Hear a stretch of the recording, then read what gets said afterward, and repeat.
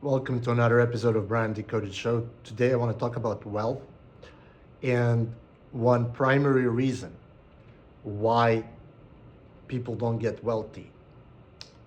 This reason is hidden in plain sight.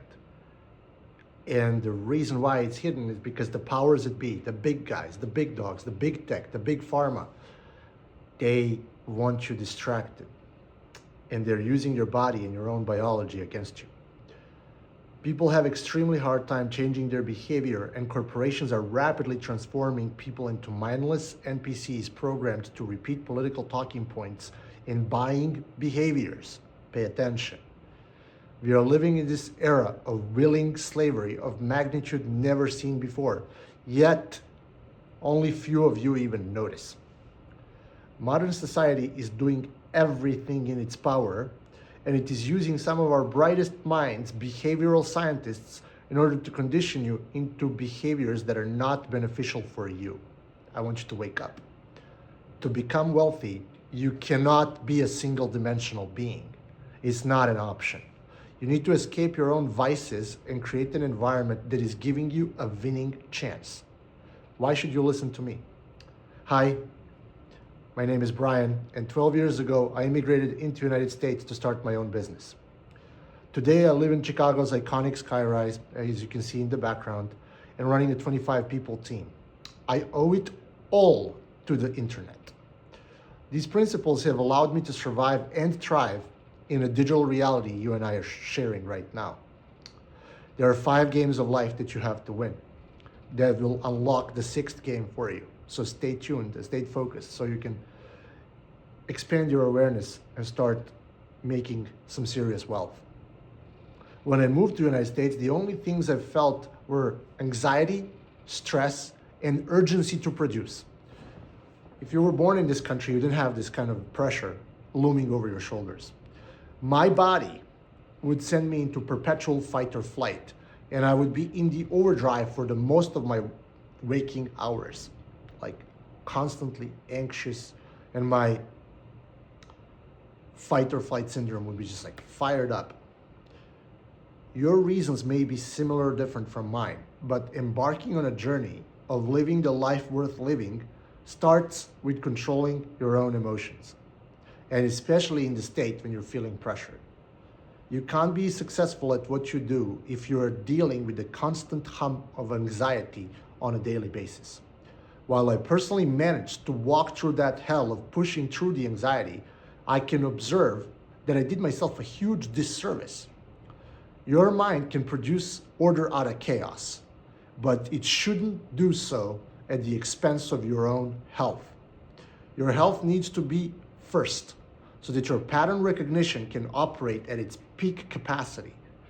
You, the entrepreneur, need to rely on your infinite creativity to achieve your goals, not intensity of your own work. So now I want to reshape the perception of how we see productivity and wealth. These two concepts have been polluted in order to serve a purpose of those that are at power. I remember Googling the definition of productivity, and I always felt it was lacking. It's like so economically driven, like, oh, hours, inputs, outputs. But the value is not created on the amount of work that you put in. And you just ask any McDonald's employee out there. It just doesn't work that way. And the reason why I had a difficult time redefining was productivity was social conditioning. I was conditioned by looking at my own dad to see how he observes productivity and what he deems respectable. So acceptance and respect have been utilized in our life in order to condition us to behave in an obedient fashion. So my dad served as a role model of someone who is working exceptionally hard. And I recreated that behavior as a survival mechanism. And I think a lot of us did the same. When you are entering into workforce, your employer defines what productivity is. You get conditioned to get paid by the hour instead of the problem that you solve. You get conditioned into this kind of behavior, and you need to snap out of it. You will want to define productivity as the number of hours you put into the project. Well, this is a good performance indicator. It is not the only one. In life, no one will care about the numbers you've put in. Everyone will merely observe and glorify you or vilify you for the results. That is why I see people dumber than me and lazier than me winning all the time, more than I am winning, and I'm winning fair share. So first, let's focus our attention on the scoreboard, because the scoreboard is defining the productivity. In order to know which scoreboard you are observing, first you need to know which game you are playing. Majority of people are conditioned to play games somebody else created for them. They never set the game for themselves. And that is the fun part of reshaping your life. IRS reminds you of the scoreboard you are playing and paying for them. And for the most, that is the only scoreboard that they're forced to participate in. In my own game, my goal is to pay as little as possible on my taxes while earning as much as possible with as little work as possible. That is the game. A financial game that you should be playing also. How much money is entering into your spreadsheet and what that means. The game of life can be played however you want it to be played. You can decide to work 14 and 16-hour days and glorify Hormozy and do it 7 days a week, or you can decide to minimize this and work 4 to 6 hour days.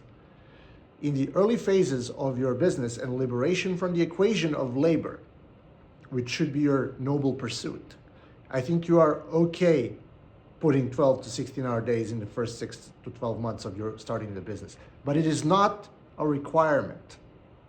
As long as you put in something towards your future on a daily basis, you're good to go. Even an hour will take. It'll be fine, even if it's 1 hour per day. The game of health. The primary game is the game of your own well-being. Nothing matters if you're not sustainable. I've been sacrificing my own well-being by prioritizing finance over health. Enough. In hindsight, if I played a different game, this sacrifice would not be necessary. If I could take back the time, I would. I would try to make things more sustainable. I hope you remember me saying this next time you sacrifice your health for somebody else's benefit. But given that life is a marathon, you need to prioritize sustainability and sacrificing some short-term wants for long-term gains. Not all money is good money. Trust me. Your body is a delicate ecosystem that requires a lot of nurturing in order to provide you the most optimal outputs. It is not about the time you put in. Trust me on that one. When your body is young, it is easy to navigate lack of sleep, high stress environments, and other issues stemming out of hustle. The more you take care of your body today, the better off you will be in the future. If you optimize for health, all other games become dramatically easier. I used to talk a lot about performance, but I never went all in. Everyone gave up on sleeping on time because the blue light at night is keeping your deep sleep fucked up. An unnatural source of disruption for your body that reduces the quality of your sleep. Everyone is chronically underslept and it shows. No one is even thinking of the ramifications of going to sleep late, using our phones past 8 p.m., etc. No wonder everyone is miserable, unhappy, and agitated at all times. Fixing this unlocks you to the next level where you can play the next game, the game of money. First, I want you to start observing money as energy. You need to start believing that money can be used for good and that it contains energy of good people circulating through our financial system. The digital quantifier that is staying safely logged out on your bank's database is a digital signature of the energy that represents your work. Imagine long hours that people have put in doing their jobs, upholding large system built by others. The game of money means moving your own column inside of the spreadsheet to have a higher number, a bigger value, not the amount of hours that you put in. Play this game as effectively as possible so that you can detach yourself from the equation of work. System does not care about the hours you put in, but the value that you capture. That's where they tax you too. And those that create more value get more tax breaks than those that simply work for money. It's a common thing. The W-9 is the worst possible taxation lever that you can play. So start playing bigger games. That is the challenge of your life. The game of money dictates our relationship to time. And winning in this game helps you win at all other games of life. If you want cheat codes of the money game, I will leave this link in the description below to the Infinite Deals, where I'll teach you how I got clients and how I managed to free myself from my 9-to-5.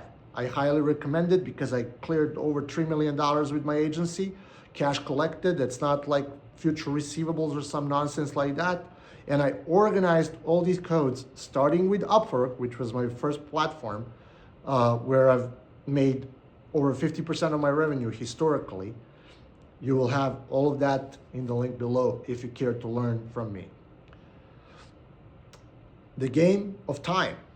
You must think about your energy you're capturing with the time that you're putting in. What kind of energy are you capturing? This is why content creation and writing are $1,000 per hour tasks. They require you to think in a constructive and useful way, and you must produce in an engaged way to save time. If you're playing the game right, you're investing your time into high leverage activities at the expense of other things. To win back your time, you will need to deploy your creativity on a daily basis. It's a muscle. You get better at it. When I started writing, I could only write for 10 minutes. It built up. Now I can do 2 hours at a time. Your own efforts will allow you to win so much of your time back that you can operate in a relaxed state of mind.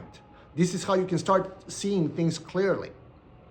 And this game at winning your time back is the battle of your life. This is the first big milestone victory that you need to achieve. Your relationship with money is in a direct relationship with yourself and with your time. This is a combination of these three factors is how your life looks like and evolves as you're progressing through the levels of the game. The next game after the game of time is the game of attention. If you can't dictate the lens through which you are observing the world, you won't see the opportunities. Game of attention is played threefold, and it is always played in the eternal present moment. You're either trying to capture attention of others, you're trying to preserve your attention from others capturing it, or you're using the attention to find important connections in your environment. You're using your attention to connect the dots. Life is going to do its best to take precious attention away from you. Parasites like advertising, Netflix, social media, stressed out partner, all of these combined together are designed to trigger your dopamine receptors and sidetrack your time, energy, and focus away from the life you want to live. The game of relationships. Relationships matter a lot. People that surround us dictate our beliefs and provide us with an opportunity to grow. Being around relaxed, happy, and positive people will help you feel relaxed and positive, logically. I optimize all relationships for positivity. When your game of money is resolved, you are capable of acting authentically and in your best interest. Lately, I have been moving the needle for my own life by refusing to engage in any types of conversations that have been leading to frustration or toxicity. Relationships need nurturing and development, and you need to surround yourself with long-term people that play long-term games. In order to be able to attract those kind of people into your life, you will need to say no to people that don't make sense. This is how you will start to play your own game. Boundaries. Write down what you want out of your life in a notebook, physically on a piece of paper.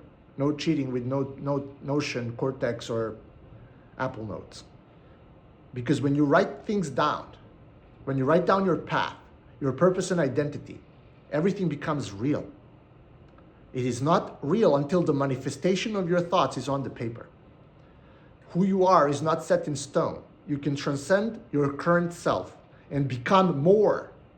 You can become more. Becoming more comes from desire to chisel yourself in your own image, the highest and best version of yourself. This is how you define your own game. You define who you are. The game and you is inseparable. They are one and the same. You do things that work. You experiment to find new things that work better, and you keep playing your own game. This is how you will never have a boss above you.